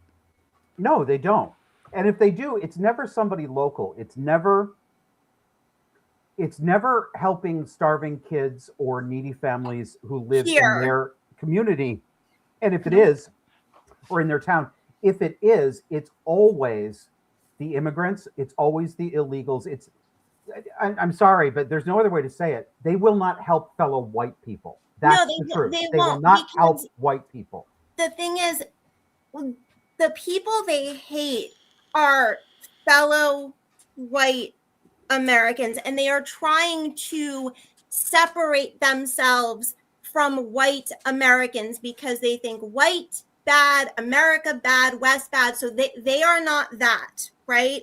They are the What do they think they are? They are the saviors. They are the worldly, global-minded, righteous saviors. Put their arms around the community. Right. They understand. They can confront the evils of their own whiteness, but it's not their own whiteness. It's the whiteness of their fellow man, who greatest crime in their minds is that they don't hate themselves. You know, it's interesting you say that. You guys know the novelist Lionel Shriver? I'm reading her book right now. Okay, I'm reading her book right now too. She's most famous. You know her from her book, which became a movie with I think Tilda Swinton, called "We Need to Talk About Kevin," and it was about a son who ended up being a school shooter. But she's probably the only contemporary American novelist right now who is writing books that are topical and part of the culture. And she's been canceled from everything. She's a former lefty as well. Yeah.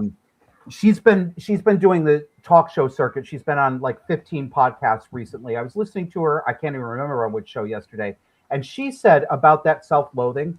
She was on Dad Saves America yesterday, and she was talking. I forget the gentleman's name who hosts the show, but she was saying to him, they're not self-loathing. They do not feel guilty. They feel superior. Yes. They do not hate themselves. They feel better than. You know. So she was kind of saying, let's stop. You know, when we say that they feel white guilt or they feel self-loathing, we're actually giving them a moral excuse. We're acting like they have tender feelings that are hard for them. That's not what they're doing. These are egotistical, vain people. No, if anything, it's backdoor white supremacy. It's the very thing that they actually claim to oppose. Reversal. Right? Because, it's total reversal, because they don't look at their behavior. Do they act guilty? Do they act like they feel any kind of guilt? Nope. No, they don't. These are the most narcissistic people I've ever seen. Oh, I like the comment. NL6425 says it's called radical chic.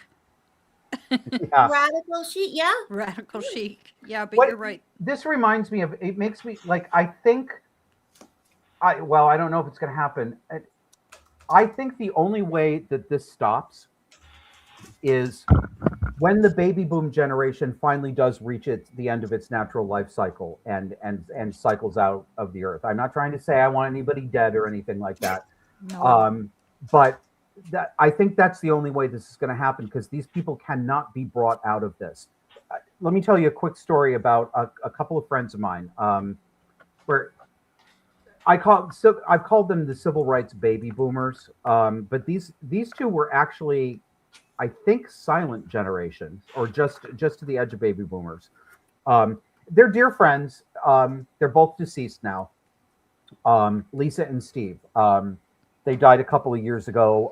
Lisa was in her 80s. Steve was in his early 80s. But I knew them for a long time. Lisa was my mentor. She hired me for my last job and trained me into being a consumer advocate. A woman of many talents, a real force of nature, and they were very, very kind to me and very good to me and treated me like family. But as I changed my mind politically, we became more at odds. You know, it was more difficult to have the kinds of intense friendship conversations that we used to have. And I would sit at their dinner table, and this went on for years. I knew them for 22 years. You know, so I spent many, many, many nights eating and drinking with them, and all this stuff. And Steve would tell they were there for your heart attack. They were, yeah. These were the people who were there for me with my heart attack when my mother wouldn't even come to visit me in the hospital when I was 36 years old. So Lisa and Steve were like, no, you get out of the hospital, you're moving in with us until we make sure you're safe. They were wonderful people. But they were stuck in this mindset. Steve more than Lisa, I think.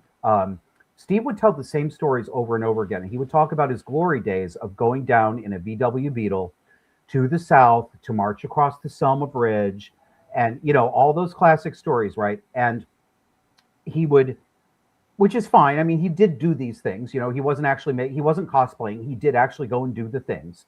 But he could not update his model of America, or the South particularly. It was impossible for him. He was talking about when his daughter was thinking about moving down to Georgia, and he was really afraid for her and her husband because they were a mixed race couple. His daughter was white and the husband was black. And he's like, it's not safe. If you can't be a white woman in a car with a black man. If you are caught in most of those counties down there, cops are going to pull you over and you may never get out of jail again. And guys, he believed what he was telling me. He really did believe it. And like, it was astonishing to me. I'm like, Steve, it's 2021. That's not true. The South is not full of the it's not true, right? But he couldn't, and he would get. He was a lovely man. He really was a lovely man, but he was really stuck on this, and I stopped challenging him after a while because, well, frankly, he would say so much stupid shit that I'd start getting angry, and I'd be like, okay, I can't listen to this anymore. Mm-hmm. But when I would try to push back on him and correct it, he would get really emotional. Like, he'd start shaking and raising his voice, and he cried a few times, like that, because I was challenging this and saying, you know, I'm not questioning your morality, but I'm telling you that I think your perception is not accurate. And that was, he couldn't handle hearing that. Because I wonder if it's like, you know, people talk about, like, let's say, oh, you know, we're challenging you challenge someone's worldview, and we say it like it's a very flippant kind of thing. That goes very, very deep. When you challenge someone's worldview, and for that generation in particular, it really goes to the defining core of who they are, their moral center. It's like, I mean, I'm just speculating, but I think there's something that is so psychologically embedded when you challenged him that is just, it is deeply personal. Yeah. You know, it was deeply personal for him. Yeah. Exactly. So, and I think it's probably true to some extent for everybody, but that generation in particular, and they are a very self-righteous generation. Yeah. Very much so. I understand that it's deeply personal, because it was deeply personal for me too. I mean, Yep. I'm not above anybody I'm speaking about. I was that person. I mean, I wasn't trying to suggest that at all. But a lot of you, like you here who are on screen with me, and I would say from the feedback I get, probably the majority of the viewers and listeners to the show were also former liberals, and I changed my worldview radically. And I kicked and screamed at myself inside my own head. I felt guilty. I felt like I was turning into a moral monster. I felt like I was going insane. You know, I understand that, but I did come out the other side, and it's I guess it's kind of disappointing to me when I see so many people, and maybe age is the big factor, because I started when I was 41, you know, they can't do it at all. Like, why were we able to do this and so many people can't do it? I don't know the answer to that. I don't know either. I wonder if part of it is that, at least for me, when I had to, the things that led me to change my mind politically were not, sorry, that's my Bassett in the background. If you can hear him being a complete fool. Sure, he's rolling around on the couch, just having a grand old time.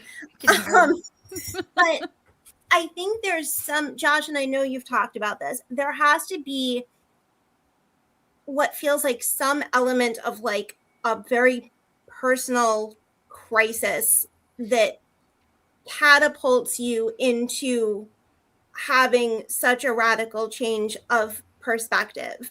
Yeah. I certainly had that.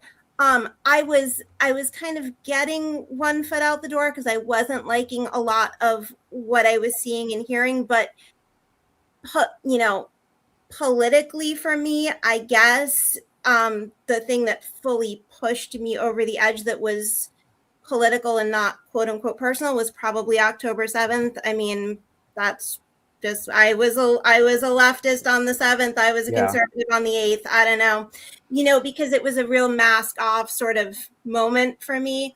You know, like I've said, leftism is all fun and games. It is very alluring until you find yourself in the oppressor class. And that was a big thing that happened for me. Yep. So I think for maybe the boomers, it's like, I don't think they haven't really confronted that. They just see the continuation of their fight, and they see it now in whether we're talking about transing the kids, whether Yeah. we're talking about the immigrants, what like it's just a continuation because they are generally speaking, at least the class that defined that generation, they're a pretty damn comfortable class. Those are the people that Yeah. became the man, right? Mhm. For sure. Sage, thank you. I have to cycle through a little bit because I got more people Thank up you on for deck. having me, guys. I want to give a chance to. Thanks. Always good to see you. Good to see Come you. back. We'll be back next week. All that good stuff. I'm going to bring in Sandra. Has been waiting patiently here. Hi, Sandra. Oh, hello. How are you? Hello. Hi, can you hear me? Yes, we can hear you. What do you have to say about all this? Is my mic on? Your microphone We is can hear on. you. Yes. Okay, because I can't hear you, Josh. I see your mouth moving. Okay. So I want to absolutely confirm everything that Sage just said. I am the baby boomer. I've lived through every single thing that you've been talking about. Born in 1951, every single thing. And I can verify that almost every single person I was friends with is exactly as Sage is describing. I could not describe it better. I absolutely could not describe it more accurately. I'm living proof that not everyone Yeah. baby It's got to be boomer was intensely like that. frustrating. And even like you guys from what are you? Are you're millennials or you're Generation X? I forget. Well, Josh and I are Gen X. Okay, so yeah, so you're like, I'm literally old, I could be your mother. I know I'm a little bit older than your actual mother, but I was never like this. Although this was my milieu. These are the people I was friends with. These are the people I became friends with after I got married, because this is the group that I met when I met my future husband, who I'm now divorcing, as some of you know. And I can say that they weren't always like this. Okay? We used to have great times. Even though I was always much more centrist. I was always the classical liberal in the group. Because that's how I was educated. It's the work I did. I was the critical thinker. I could see all sides, and I could come to the center and see the common sense.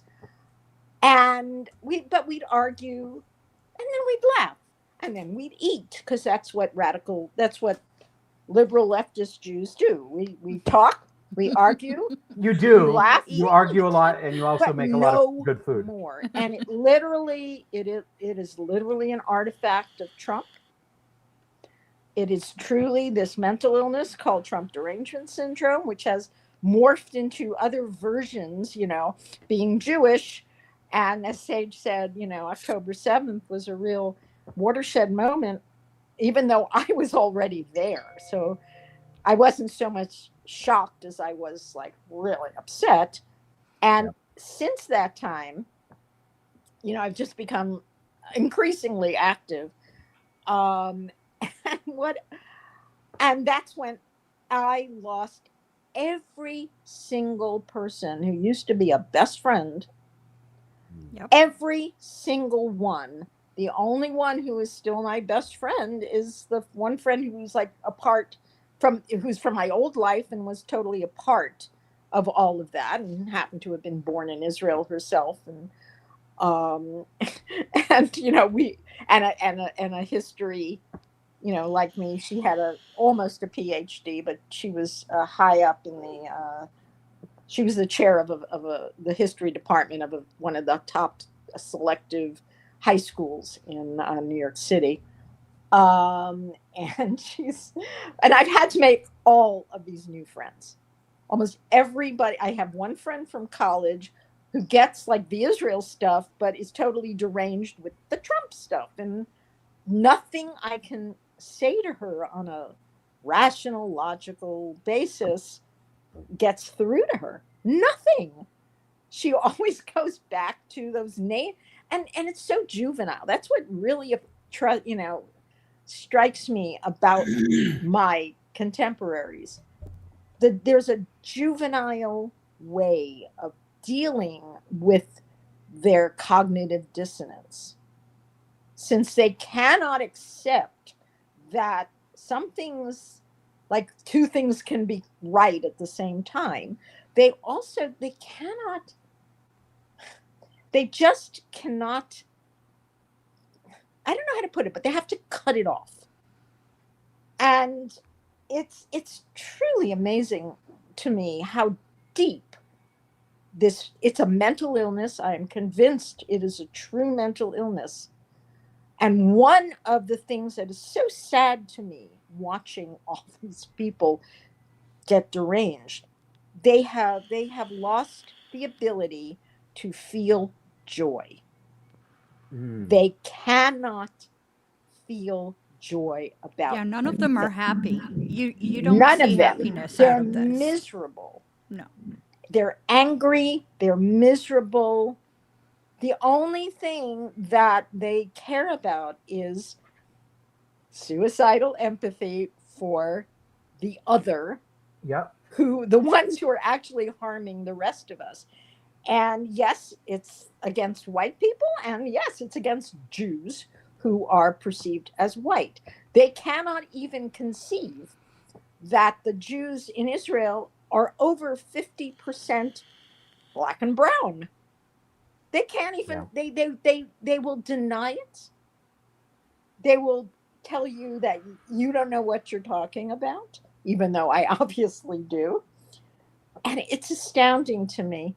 So, one of the things, one of the lines that I picked up from James Lindsay, because he quotes it a lot, is David Horowitz, who was one of those red diaper babies. So he's from the generation a little bit before me, who, went from being a founder of the Students for Democratic Society, SDS, which is where all these people coalesced, and he became a conservative and a conservative activist.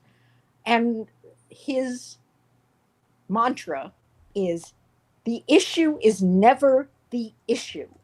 The issue is the revolution. And that is what Sage was saying, where she was so correct, that they're living in this 68's a pivotal year for those of us who lived through it, because of the assassinations, the Democratic Convention, craziness in Chicago, the witnessing. I sat watching TV. I was always political. Sat watching the Democratic Convention on my TV, appalled, because I was a legacy Democrat. And I saw the agitators, the yippie, quote unquote yippies, as they call themselves, watching things, chaos that they caused in the streets of Chicago on their color TVs in their comfortable hotel rooms in Chicago. Yeah, for sure. And that was among the many things that caused me to say, wait a minute, this is nonsense. Sandra, thank you. I'm sorry to step on you. Since then, I have you never can't hear me. ever taken anybody Sandra, seriously. Could you let her know I need to cycle some other people? I don't know why Sandra can't hear only me. I still can't hear Josh. So yeah, she can't hear you, but she can hear me. Kevin, are you saying that? Kevin, can you hear me? I can hear you fine. Yeah, I'm looking at your settings on my end here. Okay. I've got it. Thank you, Sandra. I'm. Why am I saying that? She can't. Josh says, "Thank you, Sandra." I'll be the translation layer. We got a couple other people who've been patiently waiting. Thank you. I'm going to bring a couple other people in here. We've got Alex, aka Eric. You're going to be coming up here, so prepare to unmute your microphone. Okay, I've unmuted myself. Just wanted to say, nice to meet the panel. Hello. Hello. I live half away in New Zealand, and I'm the person who made contact with you about arranging a possible joint show to discuss what is happening with autism. Yes, thank you. Good. I'm glad to make the connection. fantastic Now, topic. I just want to let your listeners know they are in for a treat because on Twitter, I'm actually highly active on showing the public or everyone what has happened with autism lately. And when I began to speak out, I had people who were saying,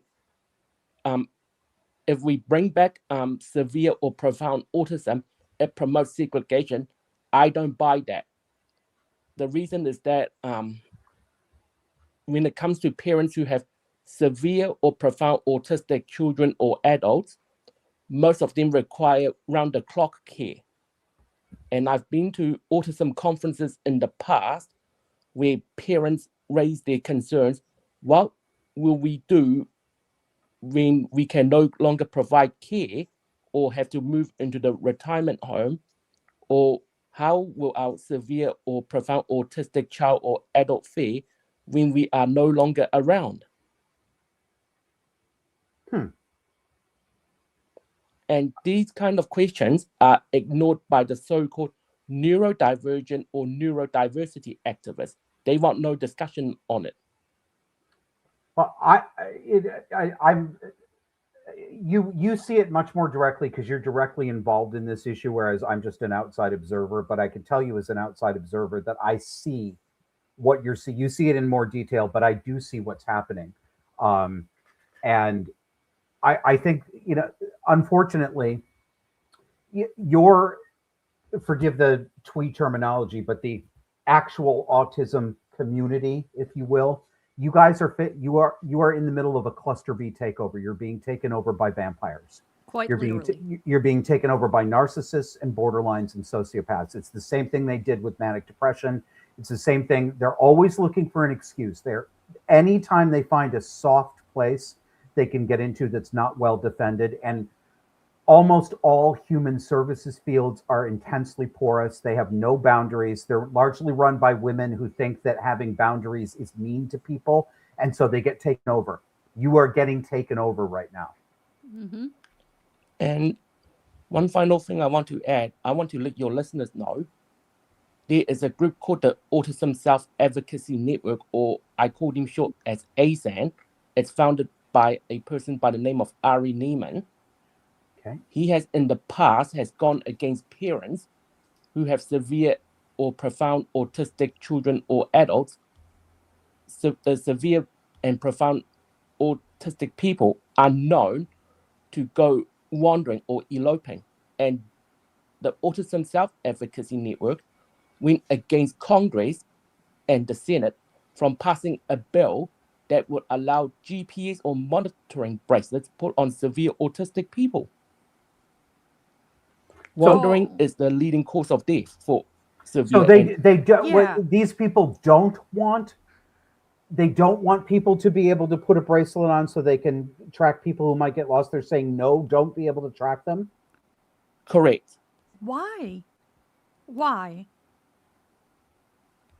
It's even on their own website. That's insane. And we will discuss that when we do the live show. It is really crazy. It is crazy. It's nuts. I've known what we lovingly called an escape artist. Not my own son who's Asperger's, but his brother, his half brother, so my husband's first son, was severely autistic, and he would escape, and if he was not retrieved, you couldn't find it. He'd run, and he almost got hit by cars and all manner of things, and the only way to protect him was to keep him on a remote, like so you could track him. It's crazy. It's freaking Can crazy. I also add one more final thing? Yes, sure. This same Autism Self-Advocacy Network even says bringing back severe and profound autism is segregation. Wait, they're saying, say that again? The Autism Self-Advocacy Network says that by bringing back severe and profound autism promotes segregation. That doesn't even make sense. And I just want to let you know, read through the email that I sent you. I think, I'm not sure if you have access to your email. I've outlined what the Autism Self-Advocacy Network is doing. It's harming autistic people. No, It that's sounds like clear. it. Yeah. No, I've got your email. We've been corresponding. You have to give me a little while. I got a lot going on, but I'm not going to lose that thread. I'm Yeah. glad to make the connection with you, and we can put something together. I think it would be an interesting discussion. So, Alex, thank you. Thanks for letting us know. Thanks for making contact, and I will be back in contact with you, sir. Okay. Thank you, Josh. Have a nice day. You too. Take care. Thank you. Take care. All right. Whew. What a world. What a world. Time for a little bit of promo, and I think we're going to wrap the stream up. We've been going for about. Oh, excuse me. Jeannie Gold has some things to say. I'm just going to let go. This is your show now. Well, no, it's fine. I mean, whatever. I mean, fuck my drag, right? What do you got for us? I've lost audio. I ain't got. She's like, thank God.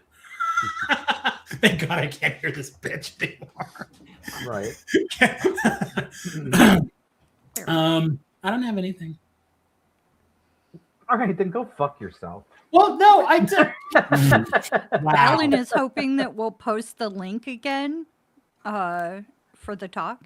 Okay. Well, since it's Ellen. Keisha. Since it's Keisha. Actually, there be a couple things I want to talk. I wants to talk about. Ooh, let's hear it. So one, I'm not sure. Well, you probably haven't, but Denver, in particular, and Colorado in general, is like another Vermont. It didn't used to be, but Denver has just gone to shit. We just got a citywide ordinance passed down that basically from the mayor that basically tells city and county of Denver employees that we're not allowed to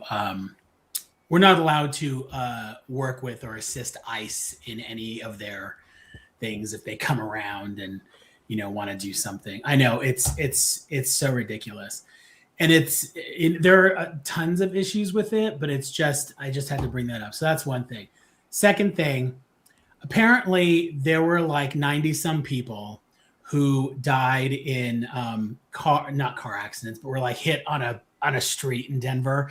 And there's a bunch of people who are like, this is horrible. This has to stop. We have to lower the numbers. They had a 15-minute die-in in front of the the city and county. Did they do it closed? I know, right? I mean, did you see the dead naked die-in? That was horrifying. A naked die-in? They did a naked die-in. I don't remember where. They were all lined up on a bridge somewhere. A whole lot of junk was hanging out. It was horrible. Okay, why is it that people who do things like that are never the people you want to see naked? Yeah. I don't know. There were no good dicks there. Why do these people always? Why do they always want to be naked too? Well, I can't hear Josh. Because they're narcissists. You know what? You're absolutely right. When do I get to see Henry Cavill naked? Thank you. Thank you. I want to see that man laying some pipe.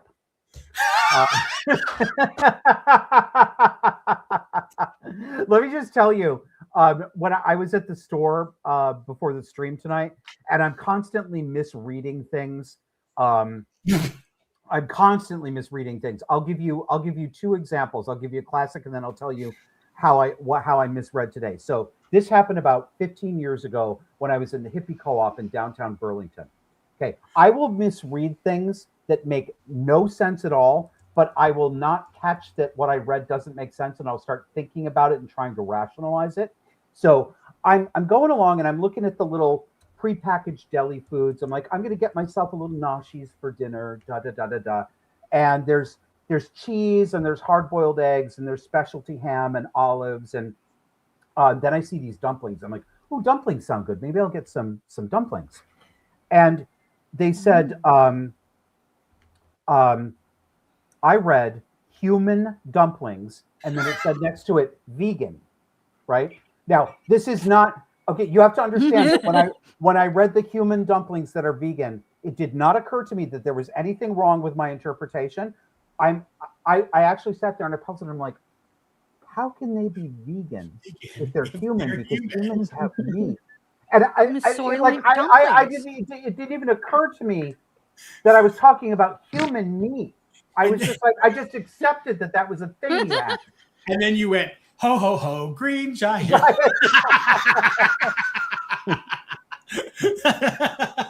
Nobody doesn't like Sarah Lee. So earlier today, it happened again. I'm walking through the store to get a couple of things, and there's a candy display with all new varieties of Twix candy. You know, everything has to have a new variety of stuff. You can't just have a peanut butter cup. You have to have a peanut butter Busplosion cup. Peanut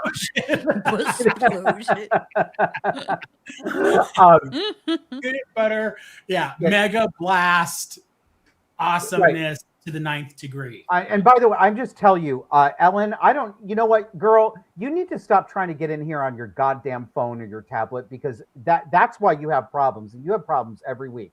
So you need to get this on a laptop and get a secure connection. Okay. What? Wait, who's playing this? Who's Kevin doing that? Oh, it's Kevin.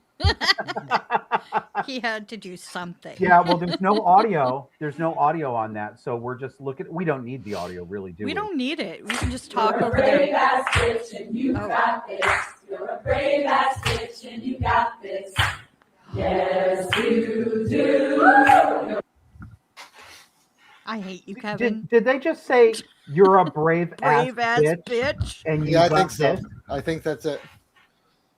Look at those ugly dykes. What do they got besides, I don't know. Yeah. What is there to get? What is there to get?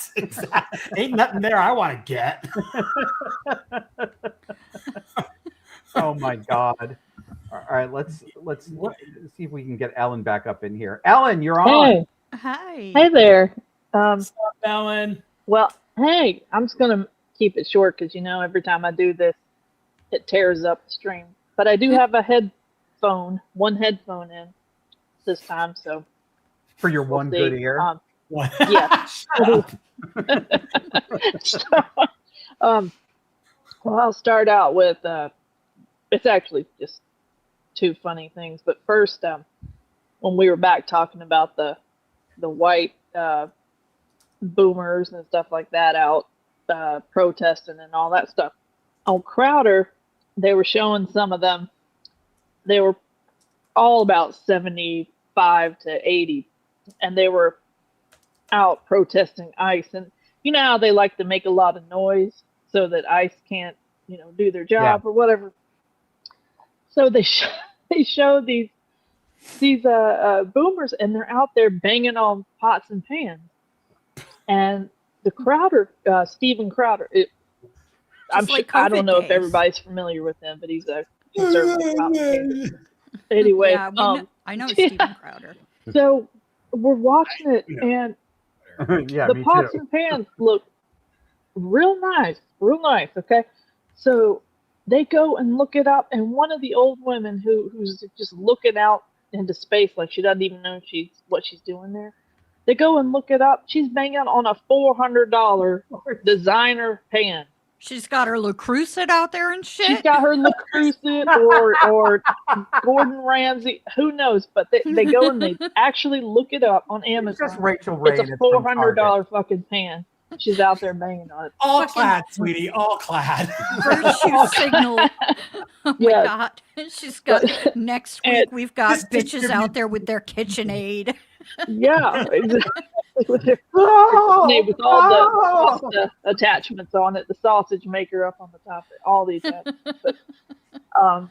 and then I was that's how they make those Frankenpenises. Vegan sausage. Yes, sausage the human vegan sausage. Yes.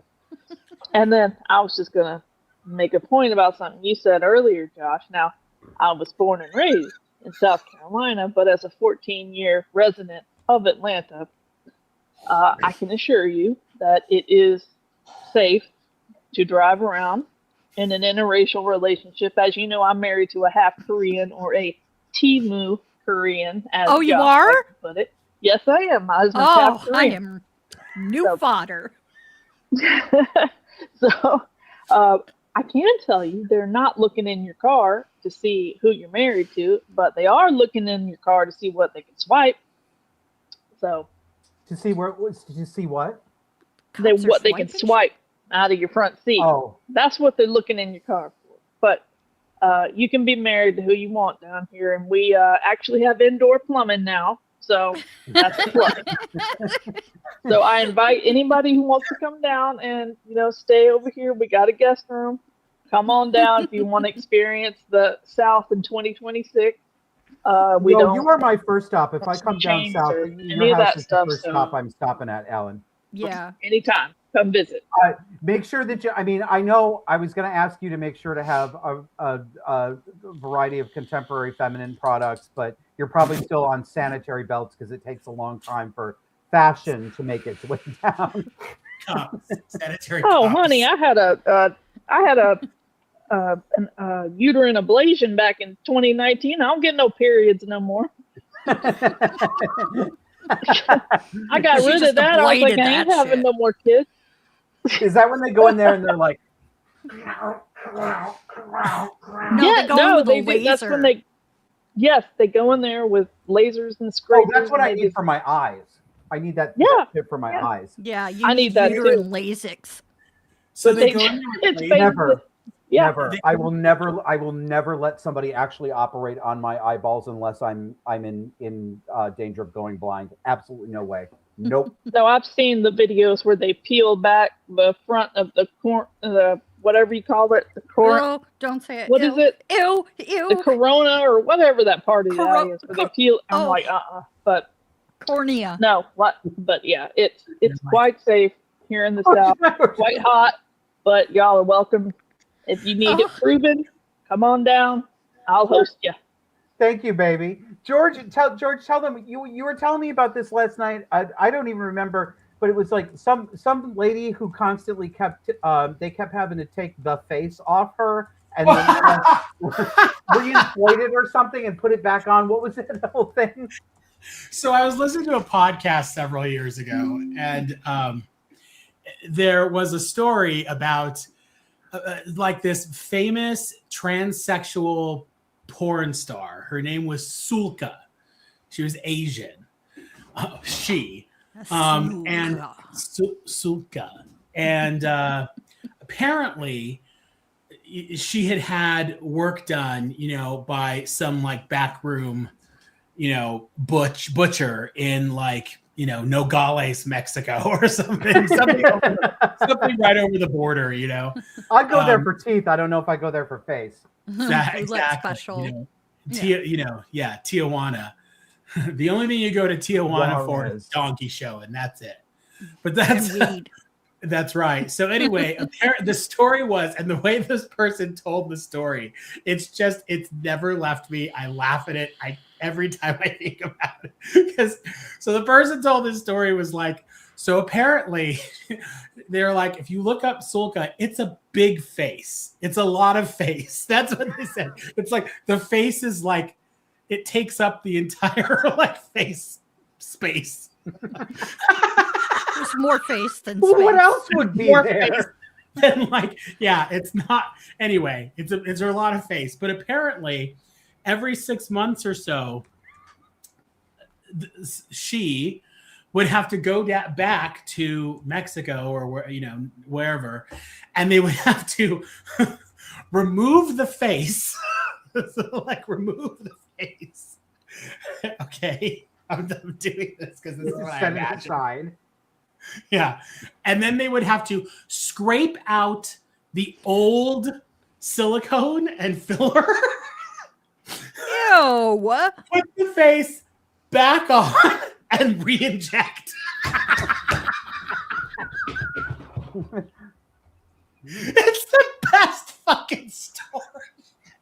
Yeah, exactly. So fucking gross. Put your finger right there. Here, hold this down. I gotta stitch it back on, honey. Make a bow. Then she walks out, but they just use a running stitch instead of a lock stitch. So she's out there, and she's like half the face falls down. It just falls into the like onto the sidewalk. She's like, It's like half of it just like falls, like flaps down. no. She's like, somebody give me some Gorilla Glue. It's just hanging there like a piece of ham. Ew.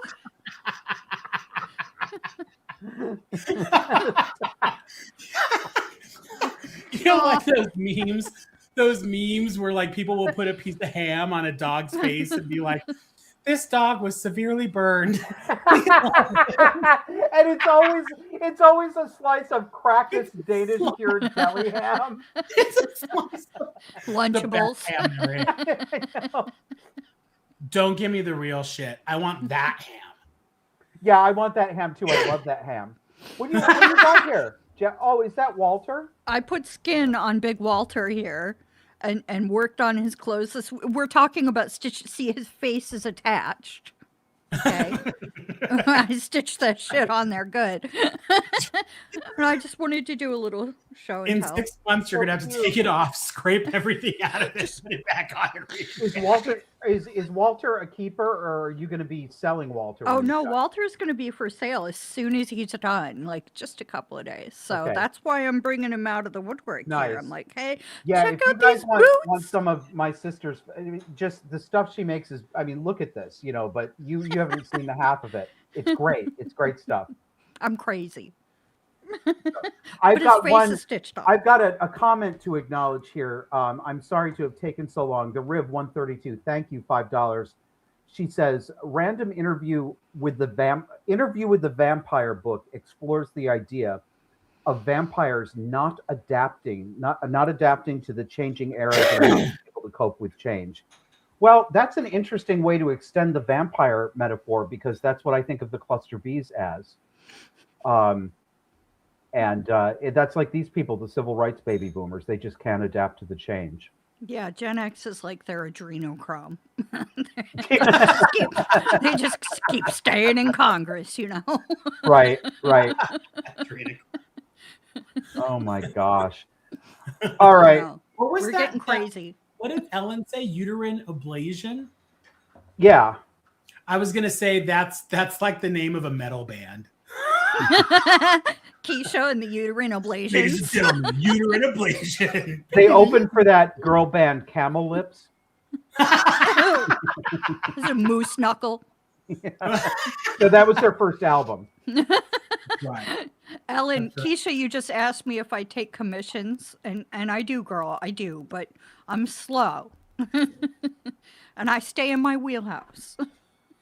Followed by their second album, Sniff It. Sniffing. Sniff it. Sniff It. Sniff it good. First single, My Essential Oils. Cool. There's nothing essential about those oils. They're definitely optional, aren't they? Okay. Well, we are coming up on the end here. A couple of announcements. We will have the show out Sunday night for you. Yumble, RooTube. What else I can screw up here? Yumble. On Yumble. Every week in RooTube. We're going to be right there. If you would like to support us, and if you want to have more fun like this, where you can talk with other people who are not crazy or who are crazy in this particular way, that's what our members only Discord is for. Sign up to be a monthly subscriber. It doesn't cost very much money, but it definitely helps us with the show, and we appreciate it. And get the invite. Go to disaffectedpod.substack.com, and you will get an automated email back that gives you a link and an invitation and a thank you and all that good stuff. I also want to let you guys know that if you want an hour with me, coaching, consulting session, or just a gab session. I had a client yesterday. Take George off the air, please. He's ruining my spot. I had a client the other day who was like, I just want to gab with somebody for an hour who's not going to tell me I'm crazy. So we actually had some laughs and a good time. But if I can help you with an actual problem in your life, if you're dealing with people like this, if you feel alone, at home, at work, at church, and you can't talk to anybody else, or if you've got an actual serious problem where you're dealing with cluster B behavior, manipulation, family stealing money, being terrible at funerals, cutting people out, this is my specialty. I'm sorry if it's your lot, but I'm here to help. Book me at joshuaslocum.net, and this is a very good time to do it because I'm running a tax season offer for you. I'm getting ready to do the taxes for myself and Disaffected, and I bloody can't stand paying the IRS, and I know that you can't either, so I want to make it a little easier for you. I'm running a discounted rate, $75. It is $50 off my normal hourly rate, so this is a great time to book, joshuaslocum.net. And of course, if you'd like to chip in and you don't want to subscribe, you don't want to have a monthly charge on your credit card, I get that. Very easy to give us one-off donations. Go to disaffected.com and click on support us. That's right. Click today. I was going to say operators will be standing by, but they won't be. They won't be there. But you will actually. And you know, Ellen can confirm this.